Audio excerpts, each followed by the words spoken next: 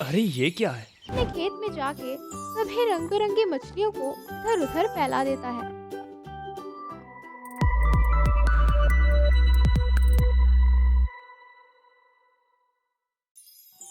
मधुपुर नाम के एक गांव में शिवा नाम का एक किसान अपनी पत्नी के साथ रहता था।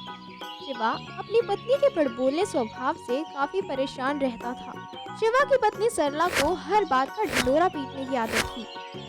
यहाँ तक कि दोनों पति पत्नी के बीच झगड़ों के बारे में भी पूरे गांव में बताकर झूठासाई करवाती थी। भगवान कहाँ थी अब तक? मुझे खेत जाने में देर हो रही है। अरे वो अपने पड़ोस की औरतों को तुम्हारा दिया हुआ चंदन का हार बताने गई थी। अरे ये तुमने क्या कर दिया? मैंने तुम्हें वो किसी को भी बताने से मना किया था ना, उसके बावजूद भी तुम दिखाई। अब ये बात पूरे गांव में फैल जाएगी और भगवान ना करे कहीं चोरी हो गया तो। जी आप बहुत ही डरपोक हो, ऐसा कुछ नहीं होगा। और उस रात वही हुआ जिस बात का डर शिवा को था।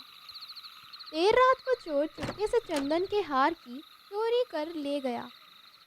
दूसरी सुबह जब सरला ने अलमारी में देखा तो उसकी आंख फटी की फटी रह गई। हाय राम, मैं तो लुट गई, बर्बाद हो गई। ये क्या हो गया? अरे भगवान क्या हुआ? सुबह सुबह इतनी जोर से क्यों चिल्ला रही हो? जी वो चंदन का हार क्या हुआ चंदन के हार को? चोरी हो गया। ये तुम क्या बोल रही हो? वो मेरी माँ की आखिरी निशानी थी। शिवा और उसकी पत्नी सर पर हाथ रखकर बैठ गए। ये क्या हो गया? वो मेरी माँ की आखिरी निशानी थी। मेरी माँ की बड़ी इच्छा थी कि वो हर उसकी बहू पहने और हर पीढ़ी में ये रिवाज कायम रहे। अब पता चला कि मैं तुम्हें सबको बताने के लिए क्यों मना कर रहा था। कभी तो मेरी बात सुन लिया करो। सरला पर गुस्सा होकर शिवा खेत में चला जाता है। हे प्रभु, मेरी पत्नी को थोड़ी सी अकल दो। पता नहीं उसके ऐसे स्वभाव से आगे और क्या क्या झेलना पड़ेगा। अरे ये क्या है? बाप रे, सोने और हीरे जवाहरात से भरा घड़ा। हे प्रभु, आखिर तुमने मुझ पर कृपा कर ही दी। इससे तो मेरी हर परेशानी दूर हो जाएगी। तभी शिवा को अपनी पत्नी का ख्याल आता है। हे प्रभु, आपने ये खजाना देकर मुझ पर बहुत बड़ा उपकार किया है, पर इसके बारे में मेरी पत्नी को बताना मतलब अपने पैर पर कुल्हाड़ी मारना। अगर उसे इस घड़े के बारे में बताया तो वो इसका प्रचार पूरे गांव में कर देगी, और अगर इस बात की खबर महाराज को मिल गई तो वो इसे जब्त कर लेंगे। अब मैं क्या करूं?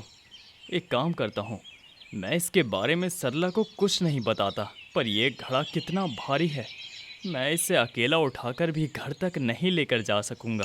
शिवा तरकीब सोचने में लग जाता है और उसे एक अच्छी तरकीब सूझती है।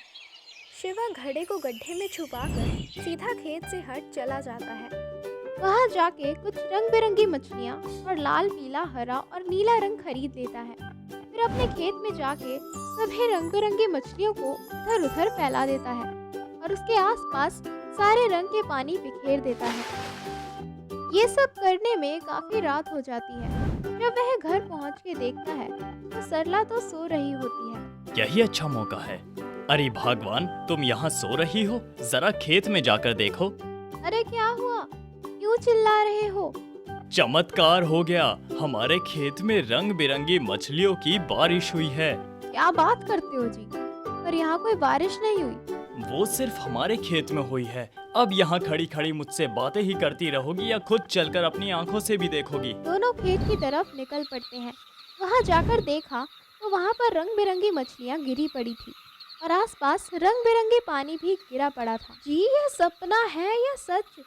ये तो गजब हो गया। सरला सुनो, ये घड़ा खेत में खुला रखा था। ये घड़ा भी रंग बिरंगे पानी से भर गया है। हम इसे अपने साथ ले जाते हैं। शायद ये कोई जादुई पानी हो। चलो इसे घर ले जाने में मेरी मदद करो। पर इस पे आपने सफेद कपड़ा क्यों ढका हुआ है? ताकि ये पानी जैसा है वैसा ही रहे, इसमें कोई मिलावट ना हो जाए। चलो अब इसे उठाने में मेरी मदद करो। दोनों पति पत्नी उसे उठा के घर ले जाते हैं। सरला सोने के लिए चली जाती है।